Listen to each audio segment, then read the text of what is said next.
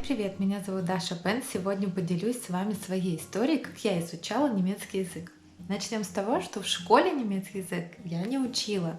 Соответственно, когда я решила переезжать в Германию, я встала перед выбором найти репетитора, либо начать изучать язык сама. К сожалению, так как в России на самом деле немецкий язык является не очень популярным, и в городе, где я жила на тот момент, я не нашла ни одной школы, которая предоставляла уроки изучения немецкого языка. Поэтому я решила начать изучение языка самостоятельно. Первый мой совет, который я хочу дать всем начинающим изучать немецкий язык: прежде чем вы будете учить слова, обязательно выучите алфавит и фонетику, потому что это основной базис. Вы не сможете правильно выучить слова, если вы их будете неправильно читать. А если вы их выучите неправильно, то переучиваться будет гораздо сложнее. С этим я столкнулась, когда уже переехала в Германию, и здесь, в немецкой языковой школе, у нас были девочки, которые приехали с Италии, с Америки, и они выучили некоторые слова неправильно, и потом до конца нашего курса они эти слова говорили с ошибками. Поэтому для того, чтобы говорить правильно, нужно с самого начала правильно их выучить.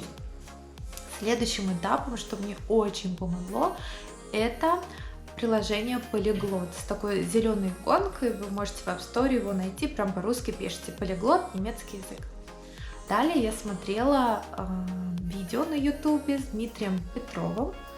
Также называется немецкий язык за 16 часов. Или, по-моему, даже если вы напишите Polyglot немецкий язык, вам тоже эти видео выйдут. После этого, как только у меня осталось 3 месяца до экзамена на уровень А1, он называется в Гёте-институте Startdeutsch А1. Мне осталось 3 месяца до экзамена, я скачала в PDF какой-то учебник для подготовки к экзамену с пробными материалами, именно чтобы я понимала, как экзамен этот будет, вообще материалы, в общем, с пробным вариантом экзамена на А1, и начала свою подготовку. Повторюсь, без репетиторов, без учителей. Мне помогал только мой муж, потому что он является носителем языка. И, конечно же, когда я какие-то слова читала или произносила, то он меня корректировал.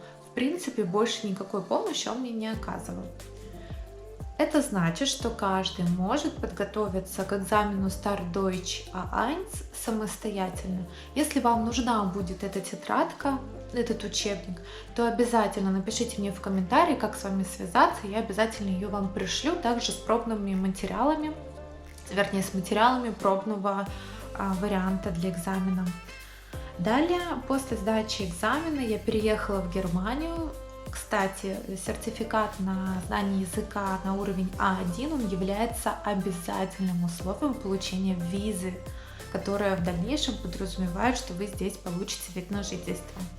Поэтому, в принципе, ребята, если у вас есть большое желание, то за 3 месяца можно спокойно к этому экзамену подготовиться. Далее, после моего переезда, я нашла языковую академию, но места не было, и мне пришлось ждать 6 месяцев. После того, как началась моя учеба, самым главным фактором в моем прогрессе, помимо, безусловно, большой группы, мы были все интернациональные, и самое главное условие в участии в нашем курсе это было, что мы говорим только на немецком языке, все другие языки, английский, русский, были запрещены, все занятия были на немецком. И это дало, безусловно, самый крутой прогресс, потому что как только я переехала и ждала те 6 месяцев, пока я ожидала своей учебы, мои ожидания и реальность, да, ожидания были такие, что я буду спокойно смотреть телевизор, изучать, слушать эту речь. Я буду общаться с соседями, потому что мы живем в частном доме, и тут заборов нет. Соответственно, все соседи немцы, они тебя видят, они очень приветливые, и какие-то хотя бы там темы, скажем так, small talk ты можешь поддерживать. Но в реальности, как только я переехала, у меня появился дикий страх разговаривать. Когда я видела соседей, я пряталась. Мне кажется, мне было легче притвориться мертвой, лишь бы не разговаривать с соседями. После того, как, конечно же, как только я начала учить язык в группе, то есть я занималась по 5 дней в неделю, по 4 часа, все на немецком, безусловно, все это такой драйв, это, то есть такое интенсивное изучение, и такая разговорная практика мне дала сильный, мощный толчок. Конечно же, со временем я перестала бояться наших соседей, стала с удовольствием с ними разговаривать. И следующим классным толчком для моего развития разговорного языка была наша традиция с девочками с курсов. Это встречи раз в неделю, обычно по пятницам, последний день после учебы. Мы ходили в какие-то кафешки, кофе, там пиво, кто что, кто аперольчик.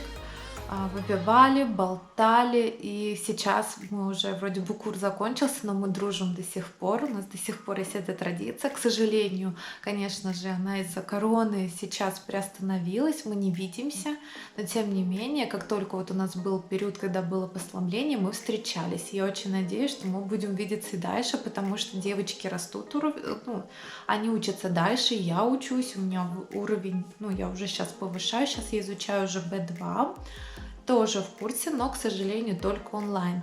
Поэтому, если вам нужны будут какие-то советы или есть какие-то вопросы по поводу того, как получить бесплатно курсы B2, либо же как найти школу, или какие-то еще условия, сколько это стоит, куда идти, чтобы получить направление на курсы и прочее, так что обязательно напишите мне в комментариях свои вопросы.